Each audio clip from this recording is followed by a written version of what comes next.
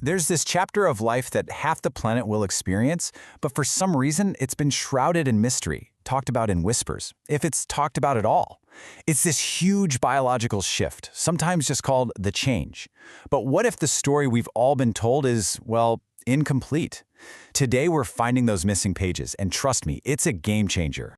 Seriously, what if that whole narrative of decline and decay is just that, a story? And what if the hot flashes and night sweats, the things everyone knows about, are just the tip of a much, much bigger iceberg? It's time to separate the myths from the facts, starting with the symptoms you probably haven't heard about. Right. Everyone talks about hot flashes, but just look at this list. Did you have any idea that joint pain is one of the most common symptoms? I mean, think about it. So many women spend years going to specialists thinking they have arthritis or it's just wear and tear, when the real culprit is their hormones. And when you add in brain fog, sudden anxiety out of nowhere, even things like recurring UTIs, you start to see the real, much bigger picture. Okay, so to really get what's going on, we need to pop the hood and look at the biological code that's driving this whole transition. And here's the key thing to remember. It is not a switch that just flips overnight. Nope, it's a gradual, multi-year process. It all kicks off right here with something called perimenopause. And get this, it can start as early as your late 30s or early 40s. For nearly a decade, your ovaries, which are your body's main estrogen factory, just start to slow down. The best way to think about it is like a dimmer switch, not an on-off button. The lights are just gradually, slowly getting lower. Let's actually map this whole journey out. So in your late 30s, the hormonal roller coaster begins. By your mid-40s, that starts to show up in more noticeable ways. Irregular periods are a classic sign. Then, the official finish line, what we call menopause, that's only declared in hindsight, after you've gone a full 12 months without a period. And that happens, on average, right around age 51. And this graph, this shows you the engine behind everything. In our reproductive years, estrogen is high, it's stable, life is good. But then perimenopause hits, and whoa, it is a wild ride. Spikes and crashes all over the place. Finally, in postmenopause, it settles down to a new, much, much lower baseline. That dramatic drop is the biological driver for pretty much every single symptom we're talking about. Because here's the thing, estrogen isn't just about making babies. It's a crucial protector for your entire body. It helps keep your bones strong, which is why the risk for osteoporosis just skyrockets after menopause. It supports your heart and your blood vessels. It even tells your body where to store fat. When estrogen levels drop, that fat storage signal changes, and it shifts right to your belly. So this goes way beyond symptoms. It's a fundamental change in your long-term health. And this whole thing is not just physical, not even close. It creates this powerful and sometimes vicious feedback loop in our minds. A sudden hot flash can trigger an anxious thought. That anxiety might make you cancel plans with friends, which then leads to feeling isolated and down. See, it's a cycle. And just understanding that it is a cycle is the very first step to breaking it. So, if falling estrogen is the problem, isn't the solution obvious? Just put it back, right? Well, the answer to that question has an absolutely dramatic and controversial history, one that completely changed modern medicine and left millions of women totally confused and, frankly, scared. For decades, hormone replacement therapy, or HRT, was the gold standard. It was the go-to solution. Then in 2002, everything exploded. A massive study called the Women's Health Initiative, the WHI, dropped a bombshell, results that seemed to link HRT with some really serious health risks, including breast cancer. The impact was immediate. It was seismic. Prescriptions fell off a cliff, and a whole generation of doctors was basically trained to fear hormones. And this quote from Dr. Mary Jane Mencken at Yale just nails the fallout perfectly. The data was misinterpreted, and it created a full-blown panic that pretty much erased menopause from the medical conversation. It just became this dirty word, something you had to suffer through, not something you could treat. Okay, so here is the major plot twist in the story. That initial fear, it was based on a flawed interpretation of the data.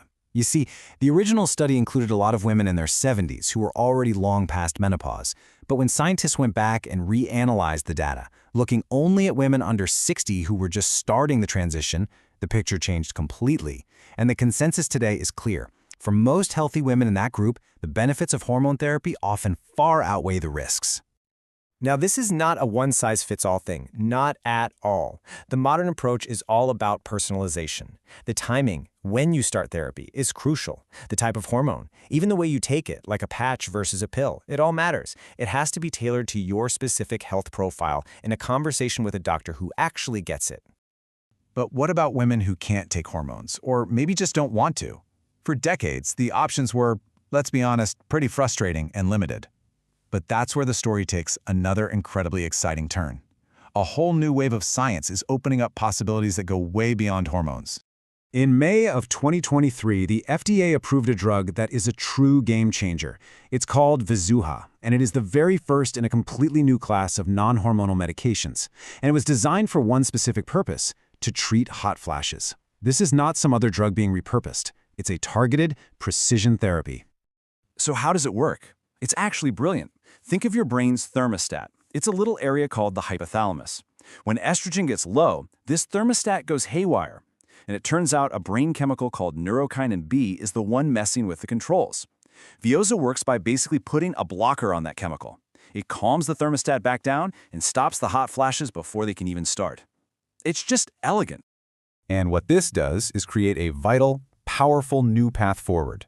For the millions of women who have a history of certain cancers or blood clots, or for anyone who just prefers a non-hormonal approach, there is finally a targeted, effective, and FDA-approved alternative. This is huge. But hey, the innovation isn't just happening in the pharmacy. There are incredibly powerful tools for your mind, too. Cognitive behavioral therapy, or CBT, is a non-medical approach that is proven to help manage a whole range of symptoms, from hot flashes and anxiety all the way to insomnia. Remember that cycle we talked about a minute ago? Well, CBT gives you the practical tools to smash it. It helps you catch and reframe those negative thoughts, like, this hot flash is awful and I can't stand it, and then change how you react. By doing that, you can literally reduce how intense the physical symptoms feel and get back a sense of control over your own body and mind. So, with all this incredible new knowledge, how do you take charge? Because this isn't about just getting through it. It's about mastering it. It's about writing your next chapter on your own terms. Here's your action plan. Let's start with one simple number: 150. That is your target, 150 minutes of moderate exercise, like a brisk walk, every single week. That right there is the cornerstone for managing weight, protecting your heart, and giving your mood a massive boost. And then you build out your toolkit from there.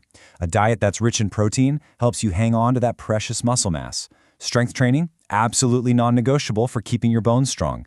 And then actively managing your stress and your sleep while cutting back on triggers like alcohol and caffeine. All of these things can make a huge difference. These are all levers you can pull starting today. Look, menopause isn't an ending. It's a plot twist. And with the right information, with these groundbreaking new treatments, and with powerful strategies for your own well-being, it can be the beginning of your most vibrant, empowered chapter yet. The old story, the one full of fear and misinformation, is over. Your next chapter is waiting. The pen is in your hand.